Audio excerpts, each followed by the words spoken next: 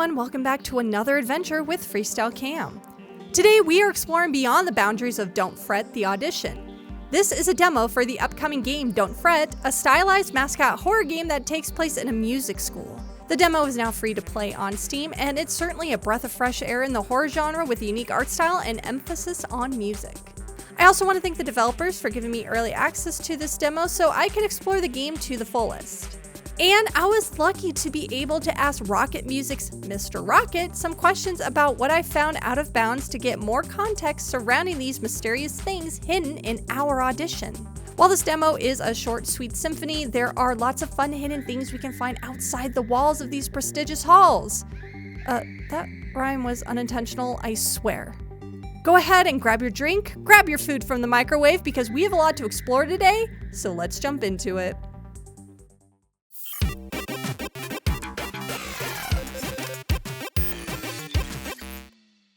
Don't Fret, the Audition is a demo for the upcoming horror game Don't Fret by Rocket Music, who writes and produces nerdcore music inspired by mascot horror games. The game centers around a young boy named Fret who is enrolled in a music school by his mother alongside his sister in a way to shield him from his aggressive father. Fret wakes up in the back of a loading truck in a guitar case later to find out he's been turned into a guitar. He must now explore the dilapidated building, exposing the prestigious school's skeletons and find out how he got turned into an acoustic six-string.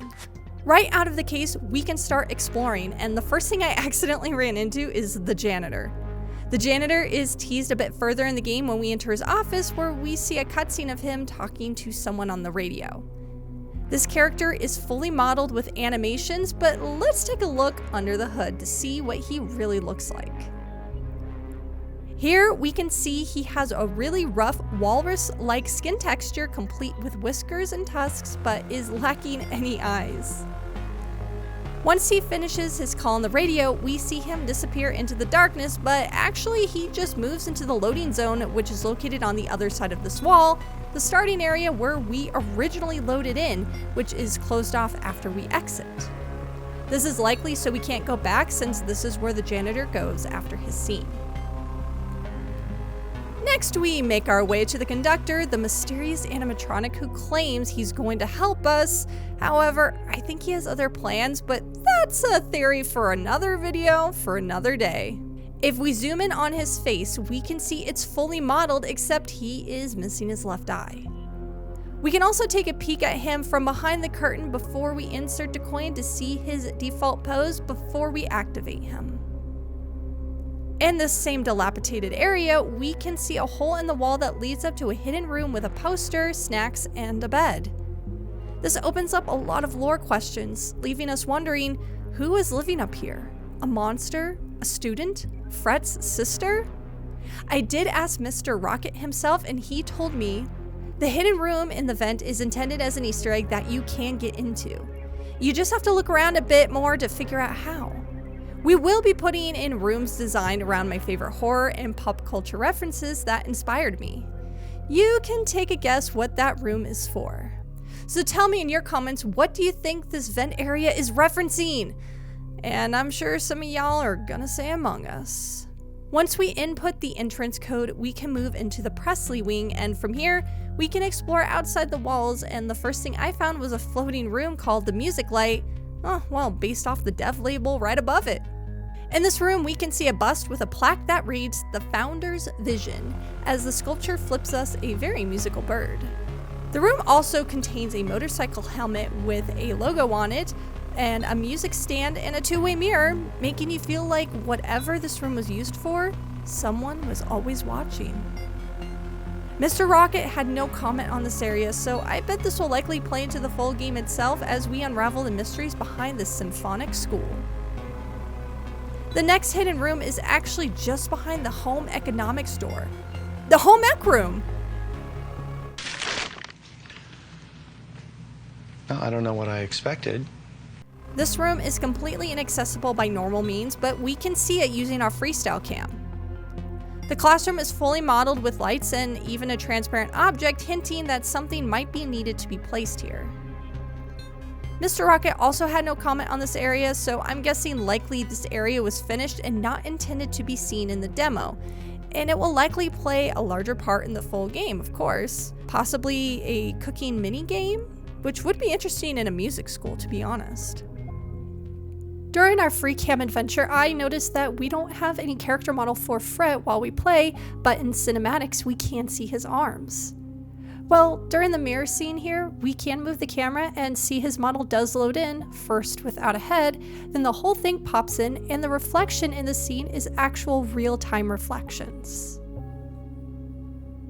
Exploring outside these hallowed halls and into the void, right above the Presley Hall where we spend a majority of this demo, we can find the little creature that chases us later on, standing on a dev cube.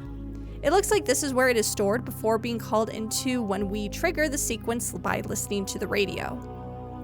Here we can zoom in on this little light-fearing pest and get a good look at what it actually looks like under the mask.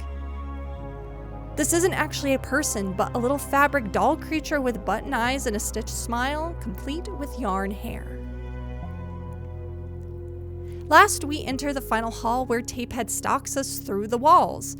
Exploring this area, we can take a better look at the bodies wrapped up behind the gates. What really gave me chills though was I found a hallway with a shadow and one of the bodies tied up and placed in a chair.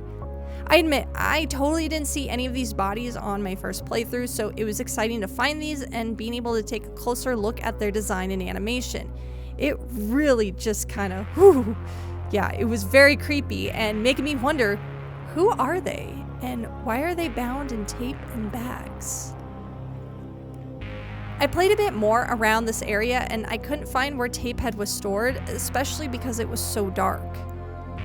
It appears Tapehead might not load into the game until you trigger the end cutscene where they come out of the wall, but that didn't stop me from trying to use our freestyle cam to get a better look at our upcoming foe.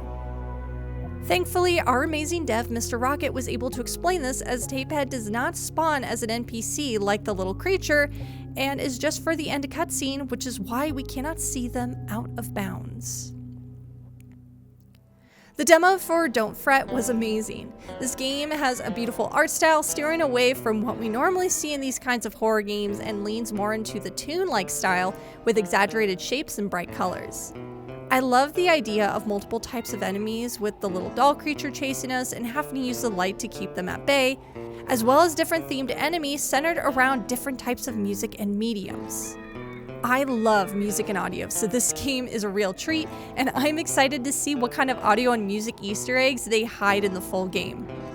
The music theme paired with the art style is giving 90s classic vibes, and I highly recommend you check out this game for yourself on Steam. Not to mention, the music in this game is a bop.